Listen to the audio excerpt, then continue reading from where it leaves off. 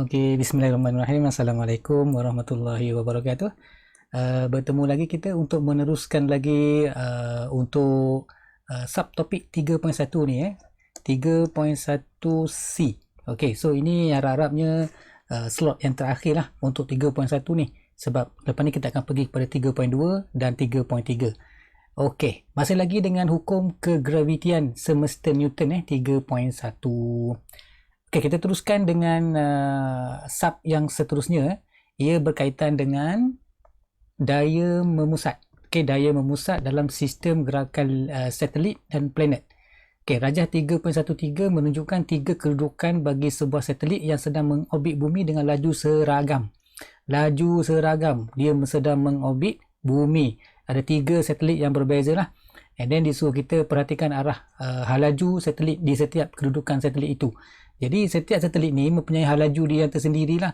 Jadi kita nampak halaju dia ni dalam keadaan macam ni. Ini kita panggil halaju linear bagi setiap satelit ni Tapi pergerakan dia membulat ataupun mengorbit bumi. Nampak? Pergerakan dia mengorbit bumi. Tapi halaju linear dia dikatakan sebagai tangent kepada bulatan mengorbit ni. Tangent kepada bulatan mengorbit. Di mana-manalah kalau dia berada di sini, di sini dia pun ada mempunyai halaju linear kat sini. Kalau dia ada kat sini, dia ada halaju linear kat sini. Jadi halaju linear sentiasa tangent kepada apa ni kita panggil bulatan ini ataupun daya yang memusat ke tengah. Okey, seterusnya. Bagi satu jasad yang melakukan gerakan membulat macam tadi itulah, terdapat suatu daya yang bertindak ke atasnya dengan arah yang sentiasa menuju ke pusat bulatan itu. Jadi daya ini dikenali sebagai daya memusat. Okey, kita ada satu term baru, daya memusat. Apa itu daya memusat? Daya yang bertindak ke atas ke arah yang sentiasa menuju ke arah pusat. Kalau macam kita ada bulatan macam ni, okey, ini pusat dia. Ini pusat. Jadi kalau kita bayangkan tali, kita bayangkan kita ikat satu objek dengan tali, kemudian objek ni akan bergerak macam ni. Ni laju linear dia, tapi dia bergerak membulat lah. Dia bergerak membulat. Jadi ada satu daya yang memusat. Okey, daya memusat ni kalau kita tengok pada gambar ni dia diwakilkan dengan huruf T besar. Huruf T besar ni merujuk kepada tegangan tali. Itulah daya memusat sebenarnya. Okey, rajah 3.16 menunjukkan tegangan benang yang bertindak sebagai daya memusat untuk gerakan penyumbat getah. So ada satu simple activity yang dibuat menggunakan satu penyumbat getah, kemudian diikat dengan tali, kemudian dia pusing. Okey, dia pusing macam tu. Jadi magnitude daya memusat bergantung kepada ini faktor-faktor yang memberi kesan kepada daya memusat. Satu, jasad jisim dia. Jisim jasad, lepas tu laju linear dia, laju linear yang kita dah cakap tadi, lepas tu gerakan membulat, laju linear dalam gerakan membulat dan jejari bulatan. Jejari bulatan, berapa besar dia punya radius ataupun jejari tu. Jadi daya memusat boleh dihitung menggunakan rumus. Ini formula ataupun rumus untuk daya memusat, iaitu F sama dengan mv kuasa 2 bahagi dengan R. Jadi ini kena tulis lah, kena sentiasa tulis. F sama dengan mv kuasa 2 bahagi dengan R, di mana F ni adalah daya memusat, M ialah jisim, V laju linear dan R ialah jejari bulatan. Jadi aktiviti ni boleh dibuat di makmal sekolah. Okey, ni simple saja aktiviti dia. Okey, kita tengok info bestari yang ada di sebelah ni. Apabila suatu jasad diputar pada laju seragam tertentu, pada laju seragam tertentu sehingga benang menjadi hampir mengufuk. Benang ni hampir mengufuk, horizontal. Kesan daya graviti ke atas gerakan membulat jasad itu boleh diabaikan. Maknanya kesan graviti pada objek ini, dia sepatutnya ada kesan tarikan graviti kan. Tapi kalau dia dah berjaya, dia pusing dengan keadaan hampir mengufuk, dia dah hilang kesan graviti itu. Jadi walaupun laju jasad adalah seragam, arah gerakan jasad sentiasa berubah. Dia pusing dengan laju yang seragam. Tadi kita dah cakap awal-awal, dia pusing dengan laju seragam, tapi dia berubah arah. Okey, kalau kita ingat balik apa yang kita pernah belajar dulu, pecutan, dia dikaitkan dengan perubahan halaju. Ingat tak? Jadi kat sini tiada perubahan laju, tapi pecutan saja ada. Sebab apa? Sebab pecutan juga akan dipengaruhi ataupun melibatkan perubahan perubahan arah. Jadi gerakan membulat ni dia sentiasa berubah arah, nampak? Dia sentiasa berubah arah. Jadi walaupun laju dia seragam, tetapi dia sentiasa berubah arah dia, maka dia mempunyai pecutan. Okey, so itu yang dikaitkan dengan gerakan membulat ni. Dan info yang kedua, laju linear merujuk kepada laju jasad pada suatu ketika tertentu semasa jasad membuat gerakan membulat. Jadi laju linear tu laju yang inilah. Okey, pada masa dia duduk pada keadaan tertentu. Pada kat sini, dekat sini, kat mana-mana lah dia duduk tu. Jadi laju linear tu duduk pada masa-masa yang tertentu. Jadi kalau kita sentiasa pusing tanpa henti, maksudnya dia sentiasa mengalami laju yang linear itu. Okey. Dan itu merujuk kepada daya memusat. Okey, kita tengok contoh soalan yang pertama. Darjah 3.17 menunjukkan seorang atlet acara lontar tukul besi. Ini biasa kita tengok kan dalam TV ada, kat sekolah jarang kot orang buat ni. Aktiviti ni mungkin peringkat daerah ke peringkat negeri mungkin adalah yang sedang memutarkan tukul besi dalam suatu bulatan ufuk sebelum melepaskannya. Jadi berapakah daya memusat yang bertindak ke atas tukul besi apabila tukul besi itu sedang bergerak dengan laju seragam 20 meter per saat? Soalan ni menghendakkan kita mencari daya memusat. Berapakah daya memusat dan diberi di sini laju seragam lah V. So ada maklumat yang diberikan kat sini. Kita ada senarai maklumat yang diberi ialah jisim diberi. So dekat gambar ni inilah soalan fizik. Kadang-kadang dia bagi pada gambar rajah. Kadang-kadang dia bagi dalam teks. Jadi kita kena mengambil kira pada semua keadaan lah. Dan laju yang diberi adalah 20 meter per saat. Dan dia punya jejari yang dia buat bulatan itu adalah 1.8 meter. Okey, so ini maklumat dia. Kemudian langkah yang kedua, kita kena kenal pasti apa rumus yang kita nak guna. Jadi kita gunalah rumus yang tadi tu. F sama dengan mv kuasa 2 bahagi dengan R. Kemudian kita masukkan, gantikan dalam rumus tersebut.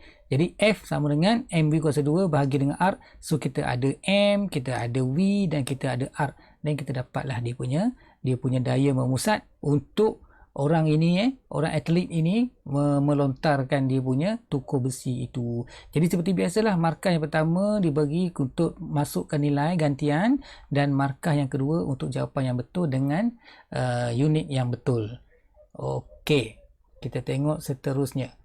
Bolehkah sebuah satelit mengorbit mengelilingi bumi tanpa dipacu oleh enjin roket? Kita ambil konsep yang sama macam yang tadi lah. Kemudian kemungkinan untuk gerakan sedemikian telah diramal oleh Isaac Newton pada abad ke-17. Dah lama dah Newton duk fikir benda ni. Seperti yang ditunjukkan dalam darjah 3.18. Ini darjah 3.18 lah. Ada lakaran yang asal bagaimana Newton cuba melakarkan apakah bentuk ataupun eksperimen ataupun aktiviti yang dia boleh lakukan lah. Tapi mungkin pada zaman dia tu tak ada peralatan yang secukupnya yang sesuai dan dia tak boleh buat lah. Cuma dia boleh buat lakaran dan plan dia je. Okay, so di sini dikatakan objek yang dilancarkan dengan laju linear yang rendah, V yang rendah akan mengikuti lintasan satu. Ini lintasan satu. Dan tiba di bumi di Q, tiba di bumi kat sini. So kalau laju dia tak cukup, laju linear dia tak cukup, dia akan pergi ke arah ini. Dia akan ikut lintasan ini dan jatuh ke atas bumi kat sini. Ini masalah bila kita nak lancarkan satelit lah. Jadi nak lancar satelit tu bukannya mudah-mudah, dia ada kiraan dia, mesti tepat kiraan dia. Berapa laju lepasan ataupun laju awal yang dia nak lepaskan ni. Tak boleh lebih, tak boleh kurang. Kalau kurang dia akan jatuh, boom. Kalau lebih dia akan tersasar pergi keluar daripada orbit dan tidak mengorbit bumi lah. So dia akan terlepas di angkasa lah. Jadi laju awal ni mesti kena tepat. Ini apa ni? Ini bukan gunung Ini bukan gunung. Ini dibayangkan ada satu tempat yang tinggi lah. Kalau kita nak lancarkan satelit tu, kita perlu tempat yang tinggi yang sesuai supaya kita boleh lancarkan dengan laju lepasan yang sesuai. Jadi objek dilancarkan dengan laju linear yang cukup tinggi akan mengikut lintasan 2 yang membulat mengelilingi bumi. Objek itu tidak akan kembali semula ke bumi. Jadi dia akan ikut lintasan ini, lintasan 2 ni. So dia akan pusing saja. Tanpa ada apa-apa alat bantuan enjin. Dia tak ada enjin yang menggerakkan dia. Dia akan bergerak dengan sendiri. Ini banyaklah kita belajar fizik, banyak yang dipengaruhi oleh konsep-konsep fizik yang tertentu lah. So bila dia dah dilepaskan dengan laju itu, dikekal dengan laju tu. Okey, itu yang kita belajar tajuk apa tu? Tajuk inersia, ingat tajuk inersia. So dia akan mengekalkan gerakan dia. And then dalam masa yang sama ia ditarik oleh daya memusat ke arah bumi. Di mana-mana dia berada ni, dia akan ditarik oleh daya memusat ke bumi. So ini yang menyebabkan dia seolah-olah diikat, seolah-olah ada tali yang mengikat satelit tadi. Jadi dia tidak tersasar keluar dan tidak jatuh ke bumi. Dengan syarat V laju linear ni mesti tepat ikut kiraan yang sepatutnya. Okey, kita tengok lagi. Okey, ramalan Isaac Newton menjadi kenyataan pada masa kini dengan begitu banyak satelit buatan manusia mengorbit mengelilingi bumi tanpa dipacu oleh sebarang tujahan roket. Okey, satelit-satelit sentiasa mengalami daya graviti yang bertindak ke arah pusat bumi seperti yang saya tunjuk tadi, dan daya graviti ke atas satelit bertindak sebagai daya memusat. Jadi dua-dua tu berperanan lah. Ada satu daya graviti yang bertindak sebagai daya memusat dan ada satu lagi yang menyebabkan dia bergerak ke hadapan, iaitu laju linear dia. Okey, di sini di sini kita tunjuk ini ada satu lakaran yang asal ni. Ini lakaran yang asal simulasi ataupun eksperimen yang dia rancang lah. Ini eksperimen rancang. Sama tak macam yang kita tengok tadi kan? Sama kan? Ini kan? Ini yang ambil macam bulat-bulat. Dia ambil daripada lakaran Isaac Newton. Okey, dengan membandingkan rumus untuk daya F sama ma, kita guna lagi persamaan ini, F sama dengan ma. Lepas tu, dan rumus untuk daya memusat, F sama dengan mv kuasa 2 bahagi dengan r. Kita perolehi pecutan memusat, iaitu A sama dengan v kuasa 2 bahagi dengan r. Maksudnya kita ganti sajalah yang ni kan. So kita gantikan ma sama dengan mv kuasa 2 bahagi dengan r. Jadi kita batalkan yang sepunya, dia dapatlah A sama dengan V kuasa 2 per R. Okey, di mana V adalah laju linear satelit dan R adalah jejari orbit satelit. Okey, seterusnya. Contoh yang seterusnya. Okay, rajah 3.91. Ni rajah 3.91 menunjukkan sebuah satelit kaji cuaca yang sedang mengorbit mengelilingi bumi pada ketinggian 480 km. Okey, laju linear satelit itu ialah 7.62 darab 10 kuasa 3 meter per saat. Manakala jejari bumi diberi 6.37 darab 10 kuasa 6 meter. Berapakah pecutan memusat? Pecutan memusat ni ke arah, pecutan memusat ni adalah pecutan yang sentiasa mengarah ke arah pusat bumi, pusat bulatan ataupun pusat orbit yang dia gerak tadilah. Okey, so ini adalah daya ataupun pecutan memusat dia. Okey, so kita cari nilai A lah, pecutan memusat bagi satelit ini. So seperti biasa kita keluarkan maklumat yang diberi. Yang pertama, ketinggian diberi 480, kita tukar kepada meter. Jadi 480,000 lah tukar kepada meter unit SI. Dan laju linear satelit V diberi 7.62 darab 10 kuasa 3 meter per saat. Laju tak? Laju sebenarnya sangat laju. Kita naik kereta 180-200 km per jam pun dah laju. Ini bayangkan 7.62 darab 10 kuasa 3 meter per saat. Okey, ini laju lah jejari bumi R sama dengan 6.37 darab 10 kuasa 6 meter. Okey, langkah 2. Kenal pasti dan tulis rumus. So kita dah tahu rumus yang kita nak guna tadi, kita dah dapat tadi. A sama dengan V kuasa 2 bahagi dengan R. Kemudian kita gantikan. Tapi kita kena tengok balik ni. R kita ni adalah jejari bumi tambah dengan ketinggian dia H. So kita ganti dalam ni. Jadi bila kita masukkan nilai, so kita kira dapatlah 8.48 meter per saat. Jadi seperti biasa, di mana markah diberi, dekat sini value dimasukkan, nilai-nilai dimasukkan dan jawapan yang betul. Okey, dapat markah di situ. Jisim bumi dan matahari. Okey, rumus jisim bumi dan matahari boleh diterbitkan menggunakan rumus hukum kegravitian semesta Newton dan rumus daya memusat. Kita combine tadilah. Okey, di sini ditunjukkan ada template dekat sini, kita boleh scan dan dapatkan template ni. Okey. Bagaimana rumus ini diterbitkan diberi keadaan macam inilah. Tujuan dia untuk kita tentukan jisim bumi jisim bumi. Dengan syarat kita kena tahu beberapa nilai lah. Okey, macam mana ia berlaku? Jisim jarak yang dilalui oleh bulan, ini jarak yang dilalui oleh bulan. Jarak yang dilalui oleh bulan mengelilingi bumi, mengorbit bumi ni, kita kira menggunakan rumus matematik lah. So kalau bulatan tu kita ambil 2 pi r 2 pi r. Lepas tu laju linear, jarak, ni jarak dia lah, bahagi dengan masa. So kita buat 2 pi r, 2 pi r, kita bahagi dengan masa t. Okey, seterusnya kita tengok apa yang dia arahkan, muat turun dan cetak rajah 3.21 dalam laman sesawang. Ini yang saya katakan tadi, kita scan QR code ni, kemudian kita dapat dia punya template ni lah. Okey, tengok terusnya. Hukum kegravitian semesta Newton, ini yang kita dah belajar 3.1 dalam tutorial 3.1a. Jadi kita tulis balik persamaan yang kita ada, G besar, M bumi, M bulan bahagi dengan R kuasa 2, jarak di antara keduanya. Kemudian daya memusat yang kita tengok sebelum ni, kita ada F sama dengan MV kuasa 2 bahagi dengan apa? Bahagi dengan R. Betul kan? Okey. Kemudian kita samakan dua persamaan ini, G M bahagi dengan R kuasa 2 sama dengan MV kuasa 2 bahagi dengan R. Kemudian kita batalkan faktor sepunya. Faktor sepunya kita ada G same bulan, dan kita ada R kat sini, kita ada R kat sini. Jadi apa yang tinggal, GM bahagi dengan R sama dengan V kuasa 2. Kemudian disuruh kita gantikan nilai V atau gantikan V dengan 2 pi R bahagi dengan T. V yang kita dapat tadi lah. Okay, V yang kita dapat tadi. So kita gantikan, dia dapatlah jadi GM bahagi dengan R sama dengan 2 pi R bahagi dengan T.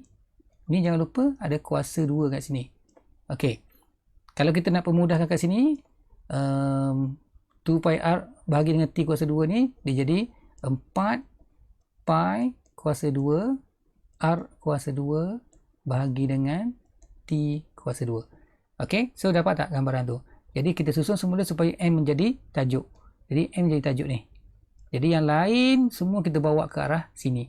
Jadi kita susun balik. M sama dengan apa yang ada, 4 pi. Okey, 4 pi kuasa 2. Kemudian R, ini R sini. Kita kena bawa sana. Jadi R kuasa 3 lah. R kuasa 3 bahagi dengan T kuasa 2. T kuasa 2. Dan kita ada G kat sini. So G akan datang ke bawah sini lah. Okey. Dan akhirnya kita dapat satu rumusan, untuk M, jisim bumi. Jadi hubungan di antara kedua-dua, di antara bulan dengan bumi, any objek yang mengalami keadaan daya tarikan graviti macam ni, kita boleh tentukan jisim dia. Dengan syarat kita adalah tahu beberapa benda yang kita nak tahu. Seterusnya, ini rumusan, rumus yang digunakan untuk menentukan jisim bumi atau matahari. So kita boleh guna rumus ni, M pi R kuasa 2 R kuasa 3 bahagi dengan GT kuasa 2. Data yang diperlukan untuk menghitung jisim bumi, kita perlu tahu jari orbit. Jari orbit mana-mana satelit atau bumi. Kemudian kita kena tahu tempoh peredaran dia. Itu masa kita nak tahulah. Kena data yang diperlukan untuk menghitung jisim matahari, jari orbit mana-mana planet, kemudian tempoh peredaran planet tersebut. Jadi apa-apa yang kita perlukan maklumat ini dan kita boleh kira. Kita boleh kira untuk mengetahui jisim matahari pun boleh, jisim bumi pun boleh, ataupun planet-planet lain yang kita boleh kira. So itu untuk 3.1c dan sampai kat sini untuk 3.1. Lepas ni kita akan sambung dengan 3.2 iaitu hukum Kepler. Jumpa lagi. Bye. Okey guys, jom sertai kami belajar fizik di sini, channel Cikgu Fenso. Semoga bermanfaat dan jangan lupa tekan subscribe, like dan share. Okey, bye-bye.